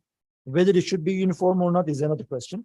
But there is much more heterogeneity out there, heterogeneity within the armed forces, which also tells me that it is open to influence from many different actors still at this even stage, despite, I mean, 6-7 years of very governmental, let's say, attention to the armed forces. So let's say with a governmental change, there can be certain discontent. I will tie this to what I just said in response to your question, for instance. My view is if a government comes in and says, I'm against this indigenous defense industry, I will go back to the US, I will go get drones from them and then get weapons from them. They can provide certain excuses. They can say indigenous is expensive, blah, blah, blah. There will be, I think, such a backlash from the army. So the army, whether they come from, army officers have views too. They are either nationalists, they are conservative, they are Islamists maybe. All of them, I think, like this. They want to have, I think it goes back to the 1990s. Early 1990s, when Turkey was fighting terrorism then, the Germans would, of course, had given Turkey certain weapons, and Turkey was using those against, of course, terrorism. Germany put an official ban, said, you cannot use my weapons against terrorism. It goes way back. Turkey doesn't like this. Like, I'm fighting terrorism, and my NATO partners is saying that you cannot use my weapons. So this is a larger, I think, underground, big stream of thinking within the armed forces. So that could create such a big discontent if they end this. I will end this. I can go on for many, minutes about this, but I mean, army is also a different beast. I mean, police is easy. Army is a different beast. So I mean, that will take time. Okay. Anybody else? I will speak in Arabic. Be prepared for translation, please. 30 Also. seconds. 30 seconds and then. اوكي يعني قد بداية شكرا. أنا محمد مشينش، فلسطيني وأعيش في اسطنبول. أعتقد بالبداية في يعني هيك يمكن يكون خارج السياق، بس جيد التحليل لكل هذه النظريات السياسية والعلاقات، يعني كيف تنجح الدول وكيف تنمو وكيف تكبر وكيف تصغر. أنا بستذكر يعني بقرأ في موضوع مثلا التاريخ العثماني مثلا. هناك نظريات لنشوء الدولة العثمانية، لأنه لماذا نجحت الدولة العثمانية؟ في المعطيات العلمية لا يمكن أن تنجح. دولة صغيرة، قبيلة صغيرة في منطقة محاطة بدول كبرى، كيف تنجح؟ لا يمكن. ولذلك هناك نظريات تدرس كيف نجحت الدولة العثمانية أن تكون دولة كبيرة وعظمى وتتحول إلى إمبراطورية دولية وإلى آخره. هناك شيء يجب أن يعرف، يعني حتى في زمن الرسول صلى الله عليه وسلم بعد يعني في حروب الردة، بعد حروب الردة مباشرة، يعني ما في سنة، بعد حروب الردة بسنة انطلقت الفتوحات الإسلامية. يعني أنت خارج من حرب أهلية، ارتدت كل الجزيرة العربية عن الإسلام، وبقيت يعني المدينة وما حولها فقط. ورغم أنه خرج من حرب أهلية سيدنا أبو بكر، توجه للفتوحات الإسلامية ونجح. و16 هجري أسقط الإمبراطورية الفارسية وكسر جيش الروم وأنهى وجودهم في منطقة الجزيرة العربية في 16 هجري. يعني بعد 5 سنوات من وفاة الرسول صلى الله عليه وسلم، وبعد 5 سنوات من الحرب الأهلية الطاحنة اللي قتلت أكثر من 20,000 صحابي. لذلك وكذلك أنا بأذكر كيف تقوم الدول، وأصبحت دولة كبرى اسمها الدولة الإسلامية خلال 50 سنة. كانت عند أسوار الصين من الشرق، وعند سواحل بواتيه في فرنسا غربا. لذلك وكذلك عندنا كما ذكرنا في الدولة العثمانية هناك أمور. عشان الترجمة عفوا، في بوينت عندك تقولها ولا خليها ترجم؟ يعني لا خليها ترجم، برجع على البوينت. اوكي can you translate please? I'm sorry.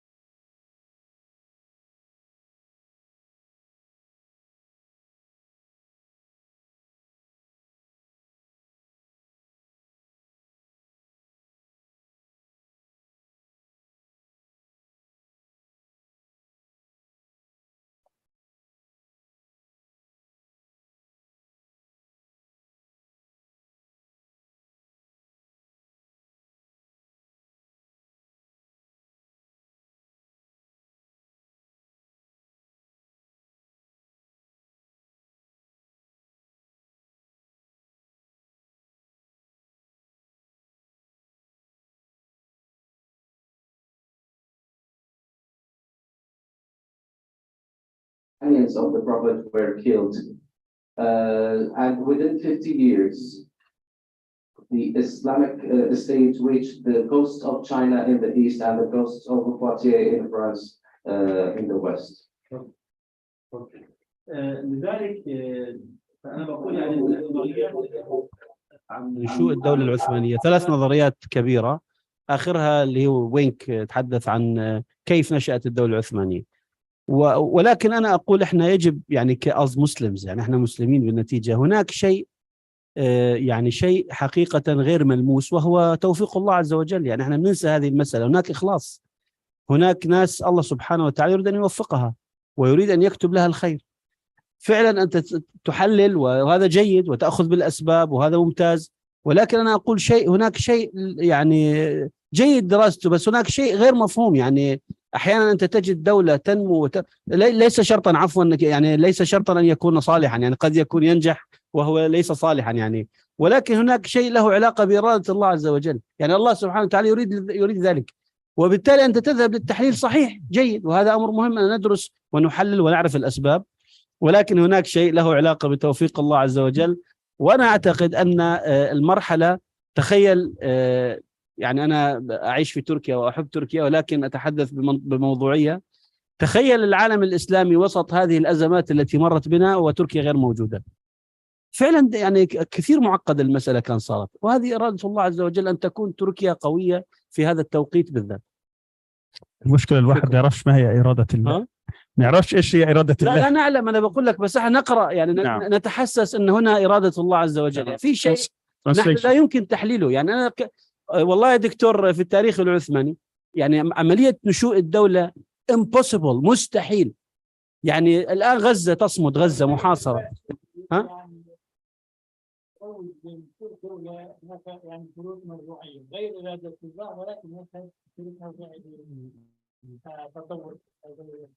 هو صحيح دكتور، أنا أعلم يعني هناك أمور موضوعية نحاول نحن أن نقولبها حول الموضوعية، ولكن هناك شيء له علاقة بإرادة الله عز وجل. أكرر شكري، خلصت دكتور، أكرر شكري. تمام. ومرة ثانية وفعلا استفدنا، وأنا أرجو أن تسمح لي لأننا شكرا. اسمع الترجمة أخونا. طبعا شكرا جزيلا. بعدين we'll give to Jalal and then final word with Dr. Burhan and then we'll end إن شاء الله. ترجمة please. Translation.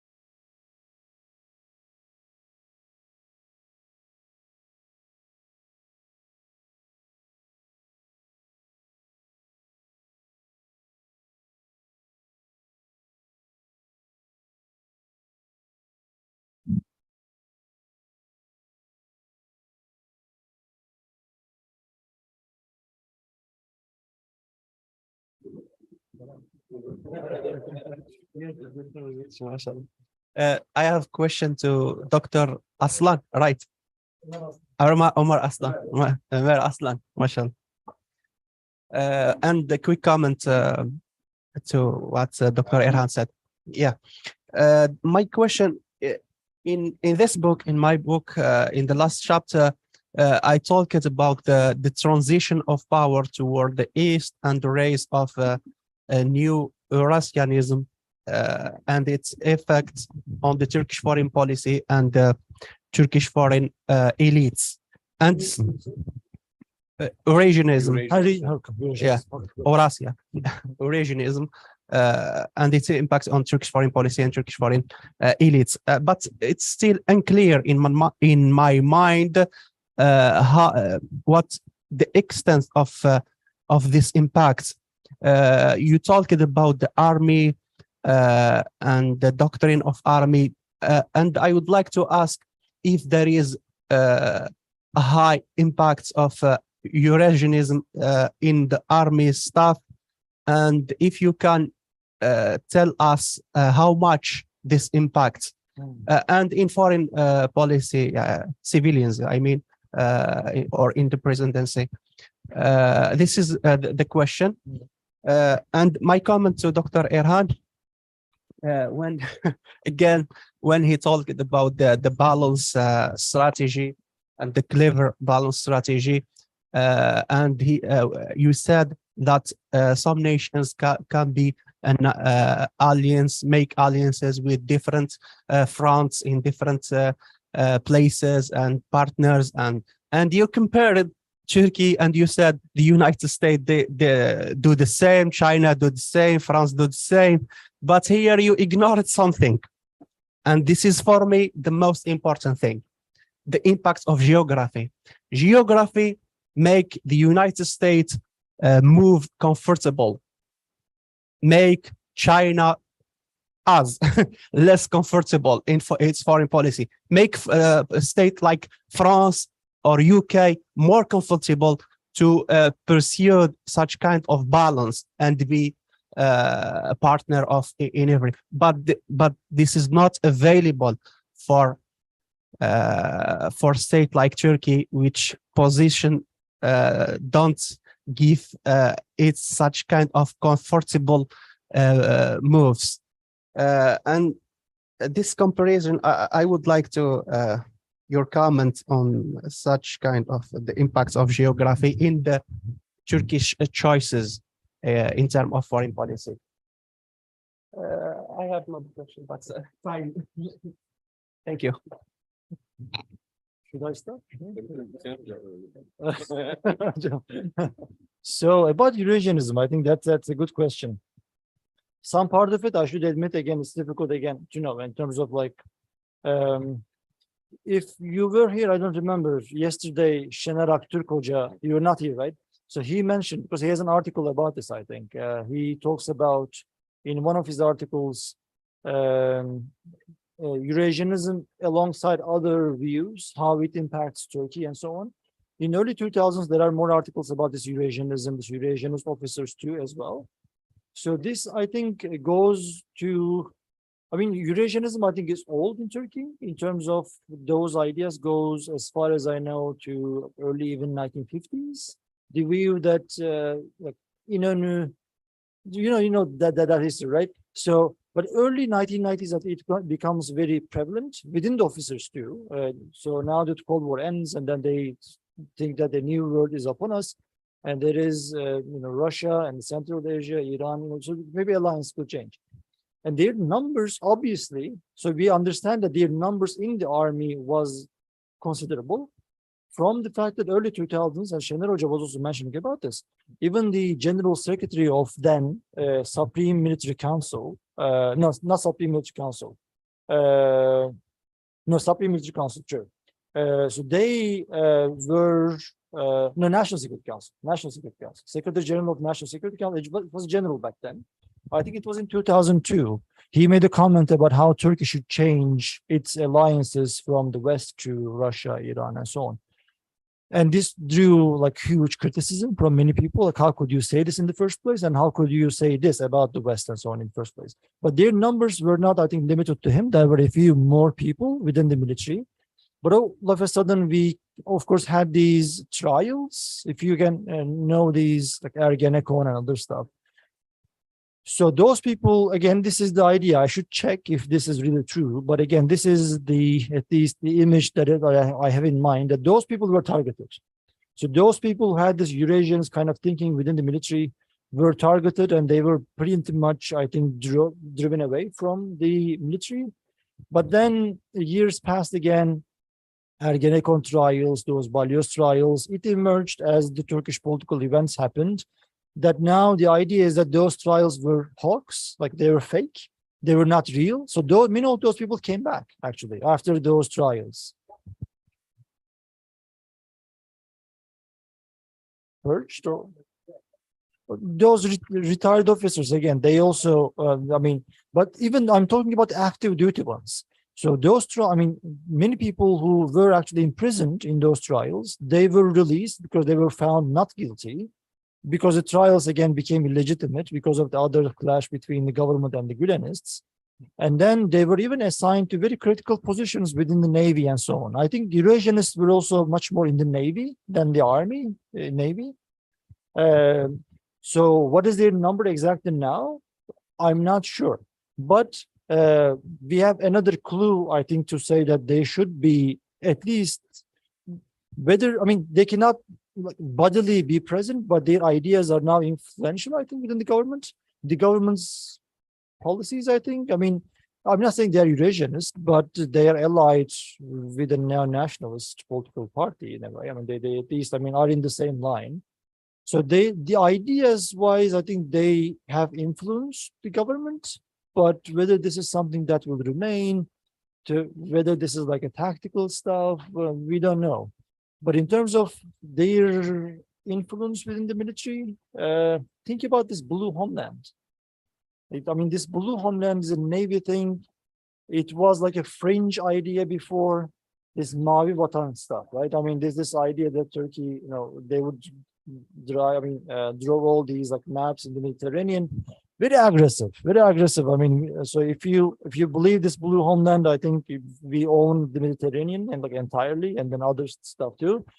All of a sudden, like I was very surprised that the government people, like on TVs, the mainstream TVs, they would talk about like the blue, like this became all of it national doctrine. When did it become a national doctrine? But now, like, look, I mean, again, if you watch for the last maybe 1 year or two, it just died down again. So it goes up and dies down, but what is the influence that remains? I'm not sure, but it's interesting. It's interesting. I mean, all of these people that were very much tied to this doctrine, they were on TVs, like TVs that were allies with the government, talking about all of a sudden, like the sympathizers or the supporters of the government start to talk about blue homeland. When did that happen? So it's interesting to watch these, but I don't know whether, again, that was tactical.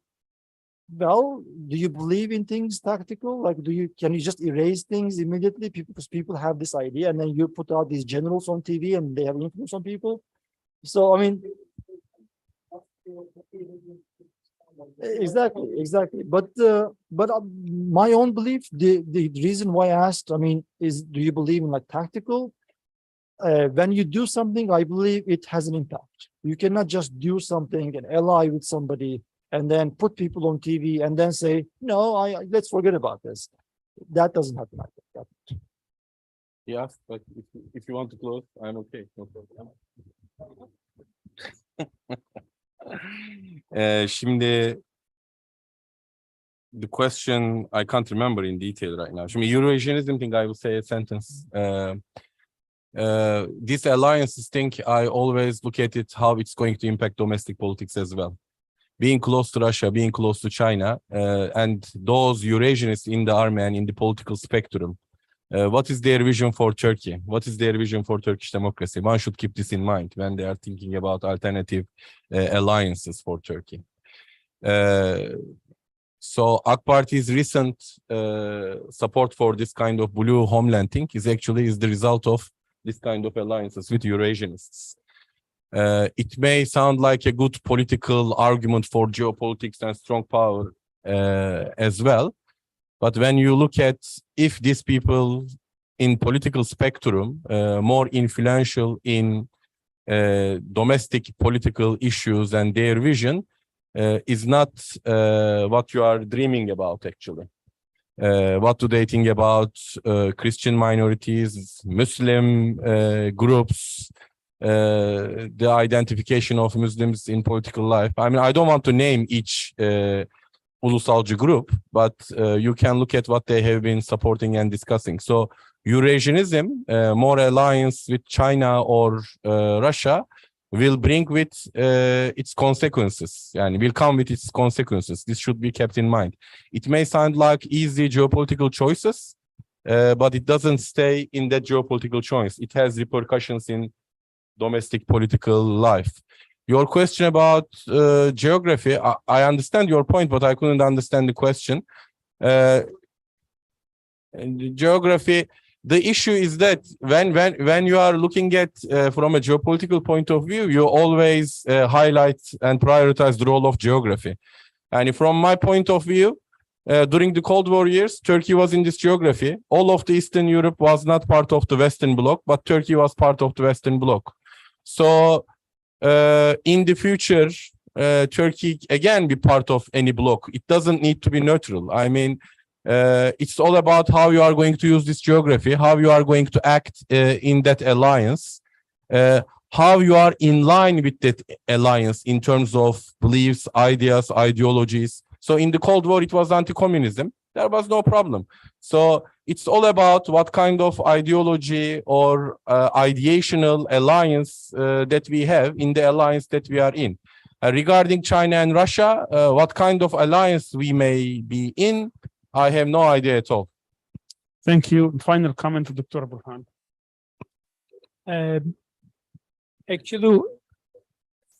Actually, of course, there are very good comments. Just maybe I may add something to what has been discussed. First of all, about the balance issue and the region, especially, I think it was even in the Ottoman Empire's time, it was the same issue, because when it's a kind of power politics, if you have enough power, you can play with the balances. For example, if you look at the history of Mediterranean, we are from Algeria.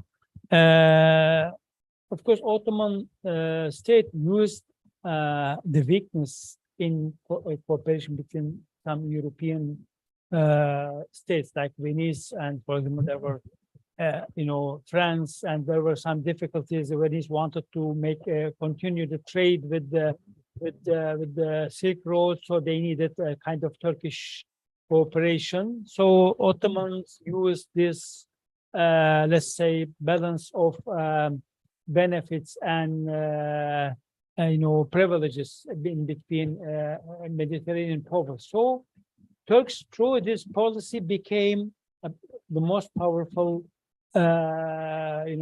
state in the Mediterranean, although we didn't come from the kind of navy background. And then in the issue of Ottoman Empire, when they feel weak, then they started to use the balanced policy between European powers. For example, British supported Ottomans against Russia because they didn't want Russia to be more powerful. Now, again, these days, Turkey, although we are in NATO, but we have some benefits of, continuing benefits with Russia in the issue of Syria. So we are trying to also make this balanced politics. Okay, we are with NATO, but Russia is our neighbor, and maybe the only country in the West we can cope with them, although we have a lot of problems, we can cope with them in Syria issue. So these things are related to what kind of power you have. Then you can change the relations very dynamically, and everybody understands it. For example, in Europe, they say, okay, they will be more happy with Turkey if it stands with Europe, but they say we understand that Turkey has some their own concern. So it is okay for the Europe, at least Turkey not stand, fully with Russia. And, the Turkish, role in the what we call Ukrainian grain deal is okay. That is, we cannot talk about, one form. It's always changed according to the power politics. In the issue of army, both friends are experienced in this issue. I don't have this kind of experience, but at least through my experience in the whole life, we can understand army is, first of all, army is a close community. You don't know clearly what they think. You know from their, coup d'etats. They are very much involved with the politics starting from the Ottoman time. But also they are the part of the Turkish community. They have their lives, of course. They have their concerns, very much close to what the community concerns. What happened with the FETÖ organization? They put a lot of students from religious background through their organization to the army. But what happened at the end? Those became,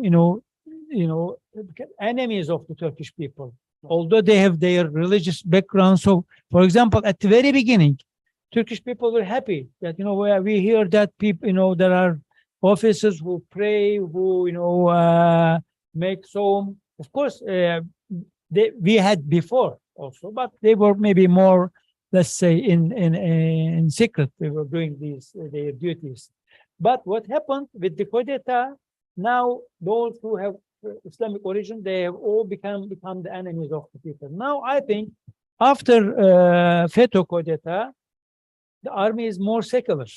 But at the same time, because of the policies of the AK Party, they became close to the recent Turkish politics, which is, independency. For example, we were talking about a NATO party in the army. Now it is maybe less because NATO is becoming, or at least America, United States of America, becoming, an enemy of Turkey in the Middle Eastern politics. So we can hear, for example, a lot of retired, because of course ongoing people cannot, but retired army officials talking about the American invasion, American bad policies, whatever. So we can hear some Eurasian approaches, but I think most of the issues related to the Turkish national security, and army is with this, national security and in this side. And we are not no more talking about issue of religion inside the army, or armies against religion or not. For the future, at least I may just something for the future horizons. I think after our experience within the last 20 years, now we are totally agree that we are very strong part of this region, this geography, with the Arab people, because after this experience, we understood that without good connection with the Arab world, we cannot achieve anything. If we are going to achieve things, we should do it together with the Arabs. Issue of Palestine, issue of independence, issue of even democracy. There should be very good connection, good understanding between Turks and the Arabs. I think in the future, if we are going to, have our own way, we should support economic research, good connections for the Middle East, for the future of the region. And from the Arab side, for example, I'm hearing that people are reading Ottoman history. And from Turkish side, now we have a lot of experts on the Middle East. We are sending even, let's say, ambassadors who knows Arabic to the Arab countries, or ambassadors who already studied Middle East or Africa to African countries. I think the real relationship between Turkey and Arab world started very recently. So I hope that in future we can build our future together through this kind of institutions like GIGA, like other centers for think tanks, in order to bring us together and in order to listen to each other without making any misconceptions between us. Thank you. Thank you so much, Dr. Burhan. This concludes our 3-day study and investigation of examining the AK Party rule in Turkey for the past 20 years or so. This has been very enlightening, very fruitful, very rich discussion. We spent 3 days, over 18 hours of discussions with 18 scholars. I want to thank all our speakers for making this. This I might add, was one of the most difficult to organize. I've organized dozens of things. I had to probably contact over 70 people so we can get them to about 18. So I'm very thankful for them, for accepting, for coming, for making the effort, for giving the presentations. I want to also thank our staff for working very hard in getting this into fruition.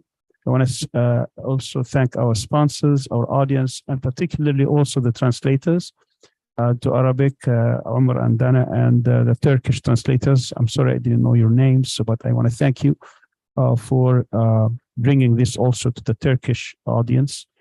I hope to see you in the future. Again, we have 2 more symposia, and then we'll end the series, hopefully in May, and perhaps May or June, and they will be about some African countries and Southeast Asian countries and Central Asian countries. So